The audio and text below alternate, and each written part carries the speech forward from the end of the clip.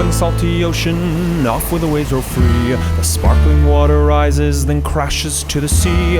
Out amongst the breakers, you'll have no need to fear. It's true, it's the blue frontier.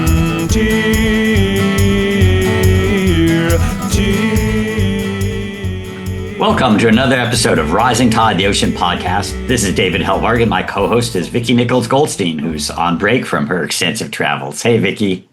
Hello, and welcome, everyone. So today we're happy to be speaking with Reverend Robert Wilkins, Executive Director of the Seafarers Ministry of the Golden Gate at the International Maritime Center, which is near the Port of Oakland, California. The ministry is committed to seafarers' wellness, maritime promotion, and community connectedness. Robert Wilkins himself is an ordained minister of the Baptist Churches USA with extensive studies and degrees in theology, social theory, and business. He served both in pastoral roles and is longtime CEO of the East Bay YMCA, as well as an affiliate professor at the Berkeley School of Theology.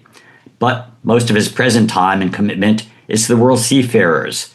They come into ports like Oakland and are surrounded by usually low-income communities. But before we can speak with the Reverend Williams about those things, we have some blue news you can use. Today's blue news is utterly amazing. Yes, those terminally cute, voracious marine weasels, the sea otters, are back in the news again. As you may or may not know, the northern sea otters made an amazing recovery from 18th and 19th century slaughter for their fur, now number some 120,000, with more than half of them in Alaska. But the southern otter, the California sea otter, that once was thought to be extinct, has only recovered to about 3,000 animals, and that population hasn't grown in decades. They think that's related to sharks, pollution, and other factors. So in 2020, Congress directed the Fish and Wildlife Service to study the feasibility of relocating some otters to their historic range in Northern California and Oregon. The public planning process resulted in a $40 million relocation plan. But now the Trump administration has begun slashing budgets for many federal agencies, including a proposed $800 million cut to Fish and Wildlife. The LA Times is now reporting a new private sea otter fund has been established with the support of a Silicon Valley donor, no doubt, to continue the plan for otter relocation. It's raised close to $1.5 million to date, with the goal of raising the $40 million that may not be there in the federal budget. A recent calculation puts the value of California's marine mammals, in terms of whale watching, otter tourism, and the like, at upwards of $1 billion or more. So let's thank those adorable otters for all the ecological services they provide, as well as the joy they bring both to the people making money in ecotourism, but also the spiritual joy of seeing them in the wild. And speaking of which, welcome, Reverend Wilkins. We usually first ask our guests about their original connections to the sea. So let me ask you what yours were. Thank you. Thanks for having me, and thank you for the blue news that I can use. One of the amazing things about maritime is that you're always learning something new. I grew up in Kentucky, so my encounters with the water were the Ohio River, which were kind sometimes, but mostly onerous. The first time I came to California, I was in junior high school, and we rode all the way down Wilshire Boulevard until you finally get to Ocean Boulevard, and there in front of you is Santa Monica Beach in all of its glory and just water everywhere. And that was absolutely breathtaking. I will never forget that. And every time I'm in Los Angeles, at that point, I remember my first encounter. It was just absolutely captivating and amazing, mainly because of just how big it was. There was ocean to the left, ocean to the right, and ocean in front of you farther than you could point. And that was just very amazing and breathtaking. That sense of being part of something larger than yourself. Once you got there, you ended up obviously spending your life in the maritime ministry. So what were the next steps that took you on your journey? Well, I've been in ministry for many years, ran away from it forever, all growing up. And I was a church kid. I grew up in the South, so we went to church every Sunday and so forth. Everybody anticipated that he's going to be a minister, because I was the kid that they always picked to read the scripture or to make announcements in church and so forth and so on. And I was determined that's not what I'm going to do by any stretch of the imagination. Long story short, I did end up going into ministry because it was my calling, it was my destiny, and you can't get away from it. St. Paul says in scripture, "Woe unto me if I'm not a minister," because that was what I was equipped to be. And my brand of ministry, rather than a parish pastor in a particular church, I'm much more a pastor to the world. I'm fascinated by the spiritual dimension of anything and everything, and am well situated to bring religious and spiritual values and sensibilities into business, into service, and other dimensions. And so the YMCA was the perfect career for me, where I had the opportunity to run a relatively large and complex corporation. So dealing with business, dealing with risk management, human development, social problems, and so forth and so on, but had permission to come from a faith-forward, values-based position. And that ended up being the perfect thing for me. And I did that for 30 years. That's the total career that I had. At the same time, I was always interested in business. And so through my career, I got business education. I went to the Stanford Graduate School of Business, the USC Marshall School of Business, picking up various degrees and certificates and so forth. So when it came time for the people in the Seafarers Ministry to look for somebody that might be suitable for what their needs were, I was a good fit. I am an ordained minister. Most of my degrees are theological degrees. I am an affiliate professor at the Berkeley School of Theology, as well as having run large, complex organizations. And so I was a mark for them. And they kept bugging me, actually, because I had told them, no, I'm not going to do anything. I'm just going to sit back and be slow about it. But as they continued to haunt me, and I said, okay, either they are the devil incarnate who won't leave me alone, or this is a legitimate calling. So let me investigate. And I began to study maritime and the ocean and so forth and so on. And I was absolutely fascinated and gobsmacked. First of all, just in terms of the size and scope of the industry and all of those dimensions and so forth. But then I was a little bit reluctant, because I said, this doesn't really relate to any of my experience or my interest. It doesn't really relate to, what I was interested in terms of social issues in the why, nor has it been any of my focus as a theologian and professor and so forth. So let me dig a little bit deeper and kind of figure out what's the connection for me personally. As I begin to look at the connections with me personally and this Seafarers Ministry, there were some real significant personal connections. Not only was I interested in it, I knew I could do the work, because I can do any of that kind of work. But first of all, I remembered the YMCA connection with seafaring.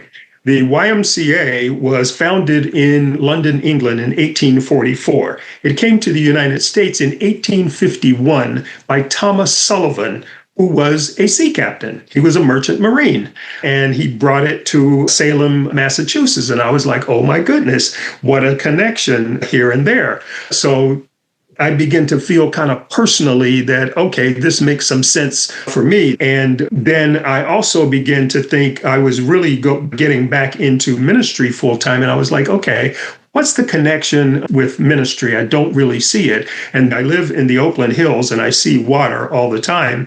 And I was sitting there one day and it struck me that you follow this Jesus guy was actually, and his group, they were seafarers. Jesus and his posse were fishermen, and the bulk of his ministry happened along the seashore. And I was like, okay, I hear a message, coming to me directly that this is something for you to be involved in. So again, it was a combination of my interest as a faith-forward person. And here was an organization that was about ministry, helping people, and dealing with social issues related to maritime and the ocean, as well as a business and organizational development opportunity, because they were needing to reinvent themselves, because traditionally maritime welfare organizations were supported by churches with volunteers and with contributions. But nowadays, churches are having their own struggles for volunteers and funds, and that's not the primary source of support anymore. So reinventing themselves and rebranding themselves and creating a larger kind of business value proposition was on the table. And again, that's where I live. That's what I do. So what is the day-to-day work of the Seafarers Ministry, and how does it relate to both the industries and the very powerful like ILWU unions and the ports?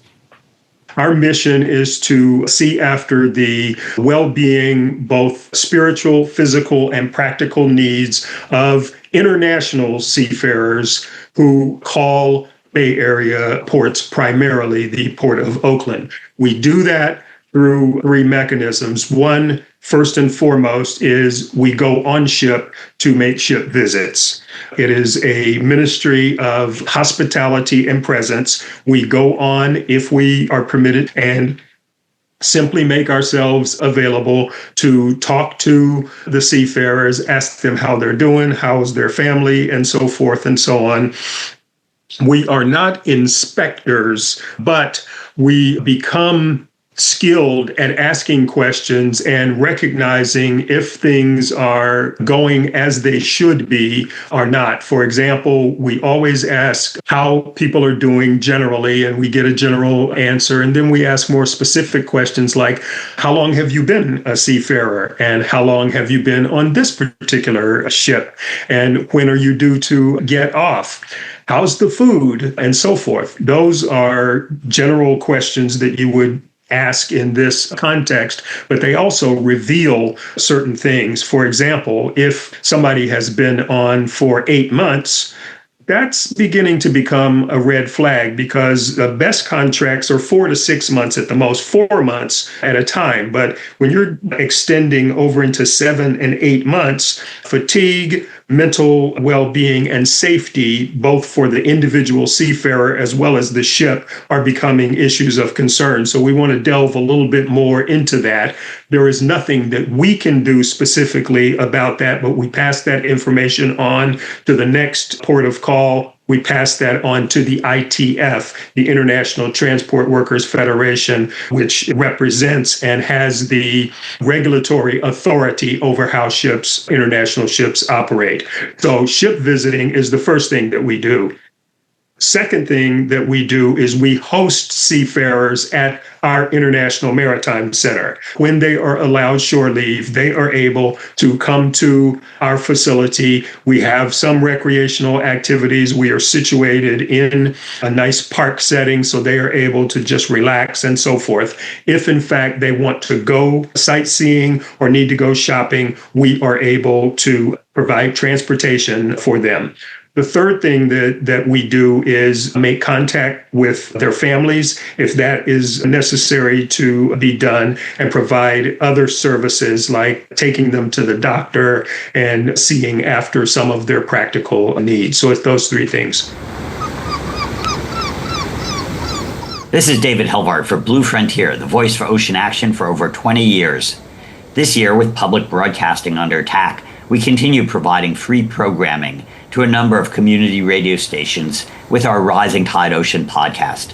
Rising Tide brings diverse voices of our ocean world to audiences on air and online. Your contribution this Giving Tuesday will help keep this and our other projects afloat. So thank you for your help, and best wishes from the crew at Blue Frontier.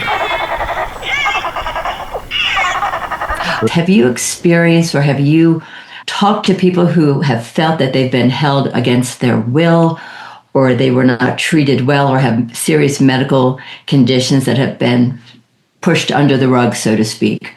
First of all, if you're out on one of these ships in the middle of the ocean, there's not much you can do. You can't just say, well, hey, I'm out of here, because there's no out for that. But what they experience is that at the end of their contract, let's say that they're halfway between here and China, and their contract expires, they get an offer that they don't feel that they can refuse, which is to extend their contract for another 4 months. And there is a sense of loyalty and camaraderie among the seafarers. And if the rest of your friends or the conditions on the boat and on the trips are particularly arduous, you don't want to be the one that skipped bail on your friends and decided to go home while you all have built up this sense of camaraderie and loyalty to one another in the midst of all of these trials. As it relates to illness and so forth, that's an issue that we are working on right now.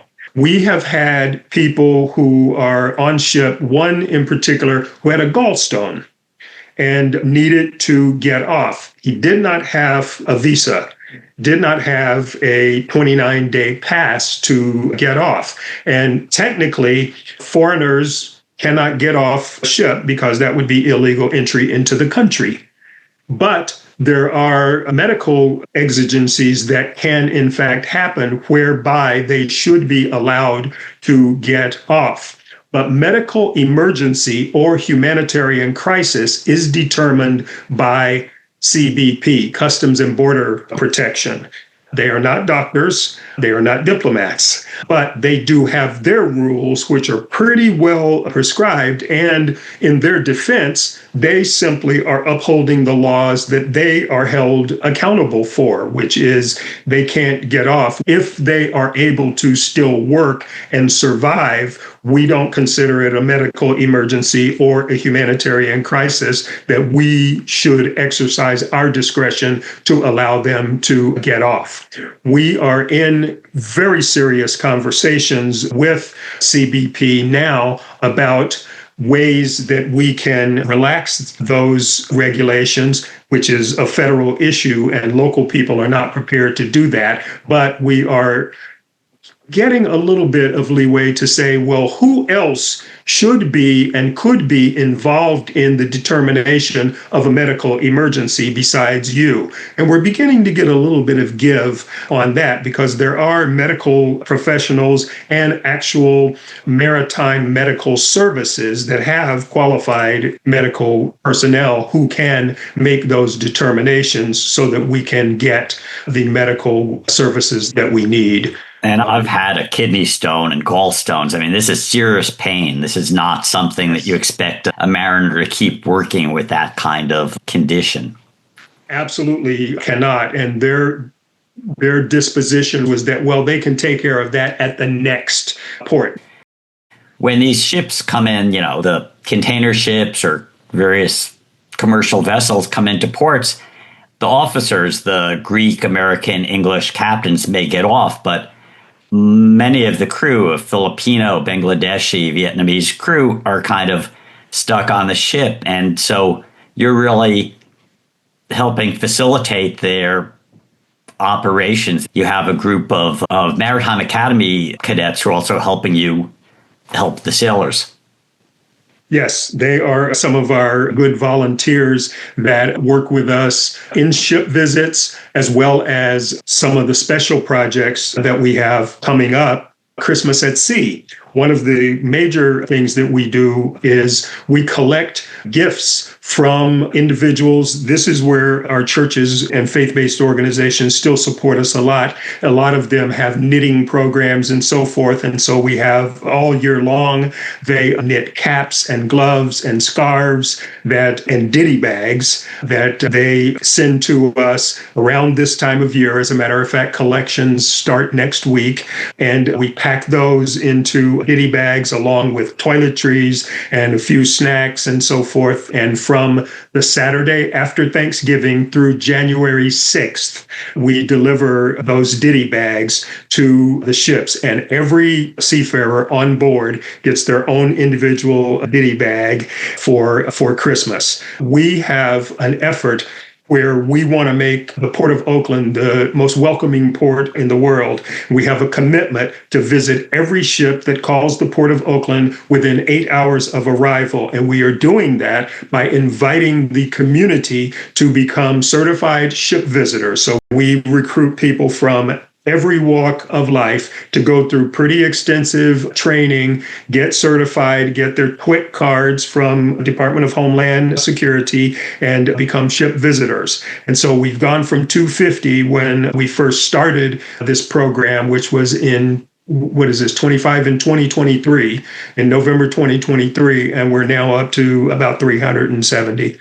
And these ships are coming in 24 hours a day. It's not like you just sign up for the morning session. How do you manage getting people there to greet these ships? It seems very complex. It is fairly complex. We do have team leaders that we rely on who have their own groups. We've established relationships with the terminal operators, with the shipping agents and so forth, and they look forward to us coming. So hopefully we'll be able to automate most of this in the coming years and be able to fulfill our commitment, because many of the ships are in port for less than 20 hours.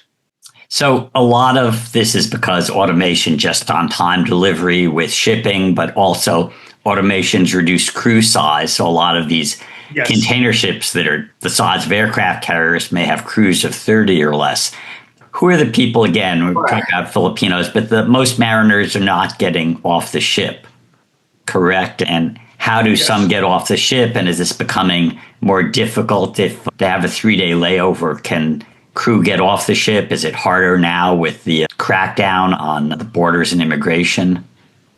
Yes, it is. There is some fear about getting off because of the inhospitable atmosphere in all of the ports. But 3-day layovers are unheard of, and they do not happen in Bay Area ports because we are second ports of call. No ships come off of the ocean to the Bay Area. They come in to the country either in Seattle or in LA Long Beach. And so we are a second port. So they come here just to pick up, deliver, and go. So they are never here that long. And in the meantime, the decarbonization, which is changing fuels and various other things, as well as automation, is beginning to take place, particularly on some of the older ships where it is very onerous. And the seafarers who are operating these ships currently are being asked to take on various duties that essentially will eliminate their jobs. ITF in particular are very aware of these things and calling for the humane transition to decarbonization, zero emissions, and automation, and so forth and so on. And there's a great deal of concern about the job status because as we move toward automation, there is the notion that, well, the people whose jobs, they'll just be different, but they won't be out of jobs. Well, that's not necessarily the case. And the jobs that will be created as a result of digitization and automation in maritime, those jobs are being filled now, while the seafarers who have been doing traditional work are still on the ships. So they are not getting trained for those jobs. They are being utilized to transition systems on ship. And then when those systems get in, they're doing the rudimentary work of replacing systems and hauling things around and putting them in place on ships for them to be operated in a remote location by somebody who is being trained for that job now. Oakland was the first to really automate for containers, and that was the first loss of jobs when we went from bulk cargo to containers.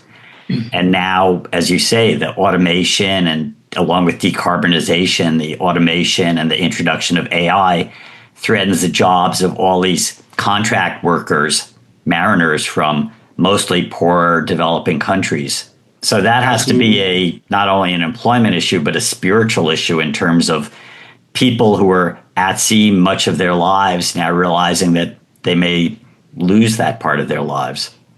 Absolutely. There is very much a spiritual issue with them individually and a huge justice issue for those of us in the spiritual dimension. It is very concerning. And we are involved in conversations all around the world and lending our weight and our networks to lobby and do advocacy in behalf of seafarers.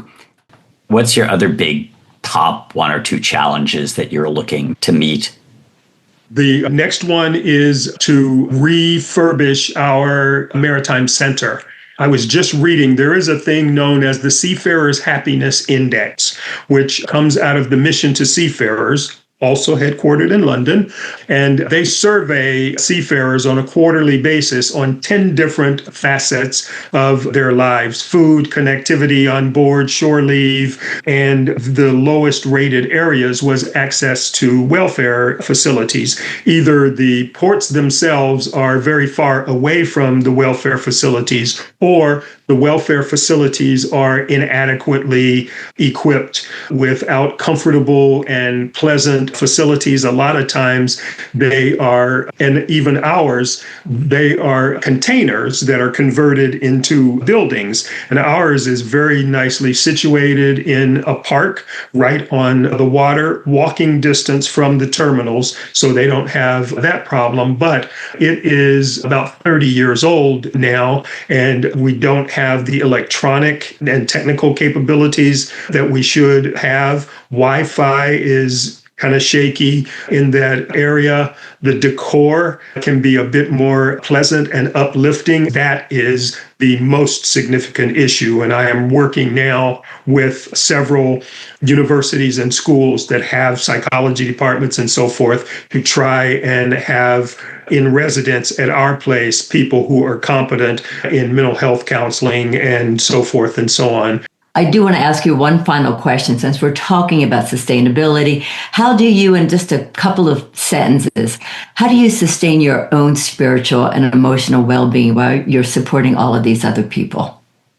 Fortunately, I have a very strong network of people, having been in pastoral ministry as well. I've got a lot of people that look after me, and I have wonderful family that I spend a great deal of time with. I have grandkids who keep me level. And with that, I really just want to thank you, Robert Wilkins, Senior Executive Director and Chief Program Officer for Seafarers Ministry of the Golden Gate, for joining us on the Rising Tide Ocean podcast. Thanks so much. Thank you so much for having me. Be well. Thank you for joining us on the Rising Tide Ocean podcast. If you enjoyed this episode, don't forget to subscribe on Apple, Spotify, or wherever you listen, and leave us a review or share it with your friends and other ocean lovers. Follow us on Instagram and visit bluefront.org for more updates and additional resources. Rising Tide is a production of Blue Frontier, co-hosted by David Helvarg and me, Vicki Nichols Goldstein of the Inland Ocean Coalition, with production support from Holden Hardcastle of Fluid Studios, Natasha Benjamin, and Nick Paz, and editing services provided by Charles Landon of Studio Cape May. Thanks for listening, and until next time, stay hopeful and stay salty. Off in the salty ocean, off where the waves roll free. The sparkling water rises, then crashes to the sea. Out amongst the breakers, you'll have no need to fear. It's true, it's the blue frontier.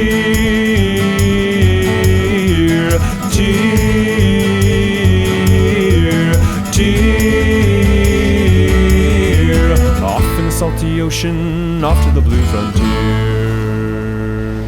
Sparky, come here, buddy. Sparky! There you are. Good boy, Sparky.